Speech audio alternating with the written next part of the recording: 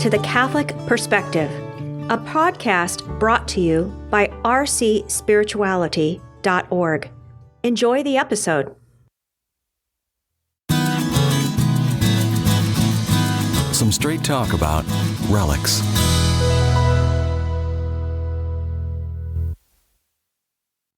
Some say that St. Francis of Assisi, the founder of the Franciscan order, who died in 1226, has been the most Christ-like person to walk the earth since Christ left it.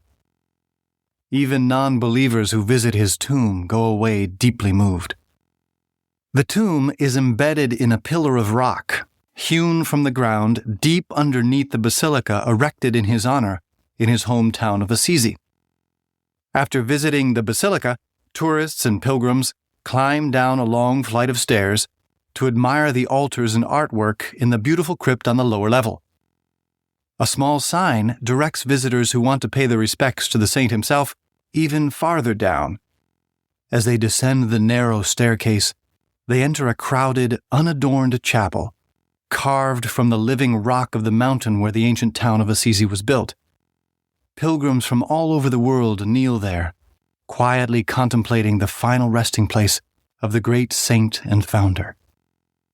As you approach the tomb, the reverent silence enfolds you, broken only by the muffled taps of pilgrim shoes on the cold stone floor, the hushed rustle of whispered prayers, and the comforting click of rosary beads. Pilgrims can come close to the tomb and walk in a circle around it. In actual fact, you can only see parts of the heavy stone coffin, which seems to have been lowered down into the hollowed-out stone pillar from above. Before the basilica was built, you may have been able to see the top of the pillar, where the opening was, but it has since been capped by the basilica, and now you can only glimpse the coffin through rough windows cut in the pillar of stone expressly for that purpose. As you circle around the sepulchre, you can't help asking yourself, why did they put the coffin there, where no one can get to it, as if it were imprisoned in the rock? If you ask one of the many caretakers of the basilica, they will tell you, very matter-of-factly, that it was in order to make sure the saint's devotees didn't break into the tomb and appropriate pieces of his corpse as relics. It sounds kind of odd to modern ears. Few first-world sophisticates would be tempted to bring home such grisly souvenirs. But it was a real concern in the High Middle Ages, as it was for centuries before and after. When St. Teresa of Avila died in the 16th century, for example, her corpse was dismembered soon after, with representatives from all the major cities of Spain vying with one another to go home with a finger or an ear or even an entire arm. The same expression of popular piety explains why St. Catherine of Siena's body is currently entombed in Rome, where she died, whereas her head is venerated back in her native city of Siena. St. Francis was entombed securely for a reason: to keep his relics together. Relics are of three classes. First-class relics are part of the saint's body. These are often placed in altars at their consecration. Second-class relics are part of the clothing or anything used by the saint during the saint's lifetime. And third-class relics are any other object, such as a piece of cloth, that has been touched to a first-class relic.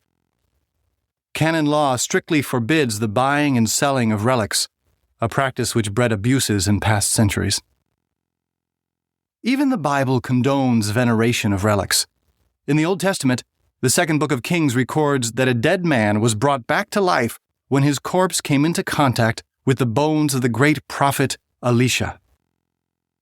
The Acts of the Apostles describes how pieces of cloth that had touched St. Paul's skin were used to heal the sick and cast out evil spirits. By the 2nd century, the veneration of relics was already a widespread Christian practice. After St. Polycarp of Smyrna had been burnt at the stake, for example, his faithful disciples carried off his remains. "We took up his bones," they later recorded, "which are more valuable than precious stones and finer than refined gold, and laid them in a suitable place where the Lord will permit us to gather ourselves together as we are able in gladness and joy, and to celebrate the birthday of his martyrdom." When non-Catholics visit the holy sites of Christian Europe and find relics like these venerated and preserved, they tend to turn up their noses, as if to dismiss the barbaric practices of a primitive, ignorant, morbid civilization. But even if modern secularism considers relics as leftovers from an uncivilized past, the Catholic Church doesn't, for two very important reasons: the Incarnation and the Resurrection. The Incarnation is one of the strangest and most essential Christian doctrines.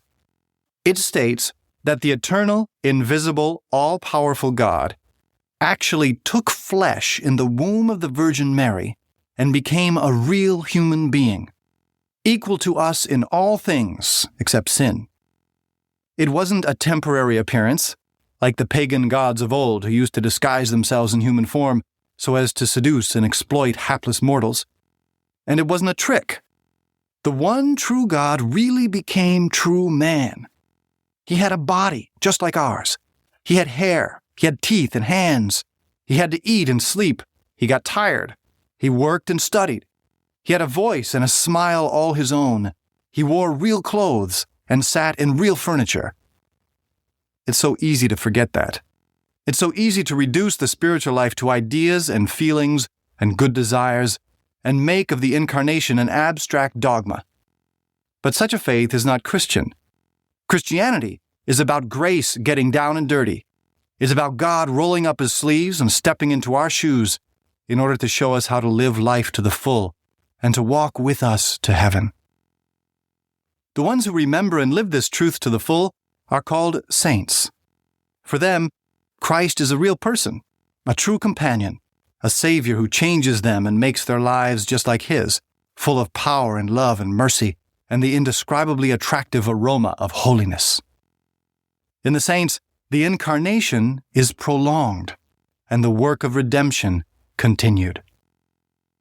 Unfortunately, fallen human nature tends to over-spiritualize the saints as well.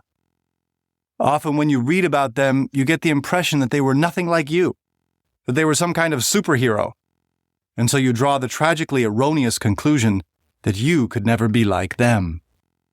That's exactly what the devil is shooting at. You're abandoning the ideal of radical holiness for the comfort of spiritual mediocrity. You're forgetting about the practical implications of the Incarnation. Relics foil the devil's plan.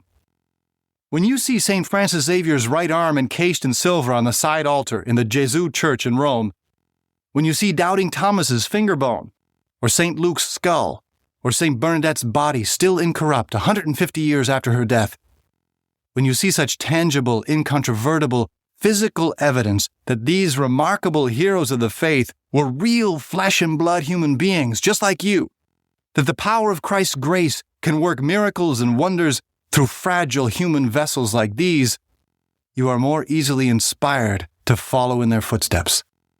Christ is as real as the nails that pinned him to the cross, nails that you can see today in the Church of the Holy Jerusalem in Rome. And his followers, through the centuries, have been subject to all the normal limitations that go along with being human. And yet, God has always been at work right there, in the middle of those limitations, doing wonders, saving souls, making saints. This is the first thing relics remind us of: the Incarnation, the grace of God at work in, with, and through the utter reality of the human condition. But salvation doesn't end with the Incarnation. It ends with the resurrection. And that's the second reason the Church has always warmly encouraged the veneration of relics. Christ suffered, died, and was buried. And on the third day, he rose from the dead, body and soul. And, body and soul, he ascended into heaven. And right now, at this very moment, he is sitting on his heavenly throne, fully human, with a real body. And his mother Mary, who was assumed into heaven, is right beside him, with a real body. And at the end of the world, when Christ comes again to bring history to its conclusion and to inaugurate the new heavens and the new earth, every person will be resurrected, some to eternal life and some to eternal death, and will receive their body back.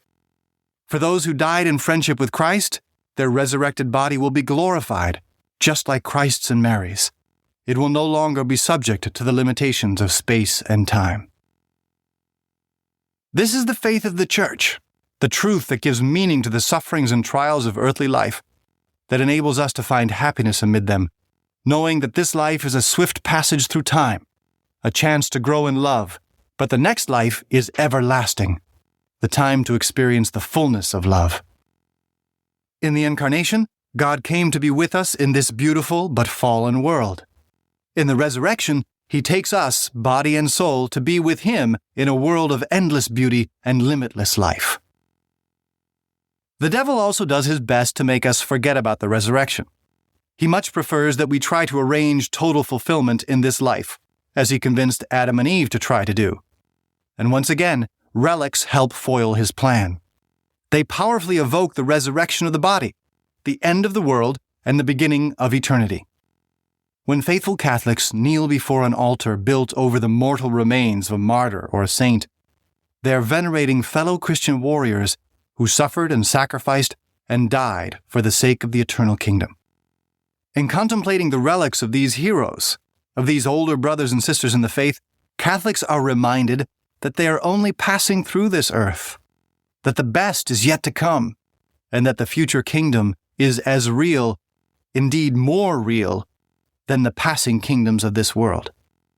The obvious mortality of the relics, their lifelessness, at times their state of decay, the very characteristics that make those who have no faith in the eternal kingdom turn away in disgust, nudge the believer's heart and mind closer to heaven, where the saints now dwell. Of course, Christians receive inspiration and strength from other sources as well, but amidst the myriad instruments of grace, relics hold a special place. Somehow, they bridge the gap between the world of sight and the world of faith in a particularly helpful way. It is possible to exaggerate their worth, to superstitiously think of them as magical charms, for example, or to consider them holier than the sacraments, but the Church believes that the proper use of relics is worth risking their possible abuse.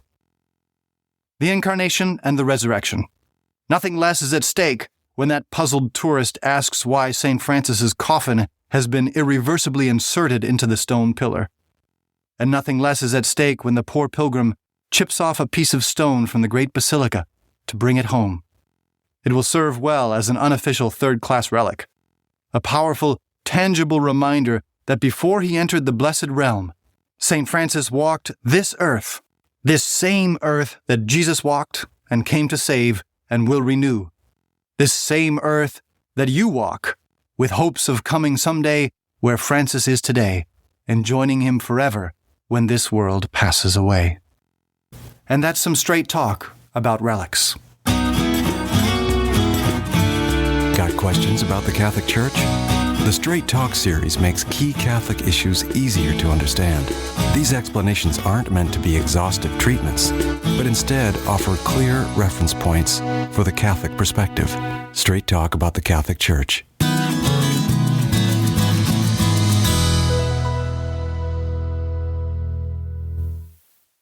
You have been listening to The Catholic Perspective, a resource from rcspirituality.org.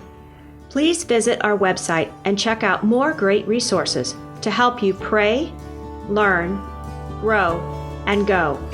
Please join our team of digital missionaries by subscribing at rcspirituality.org.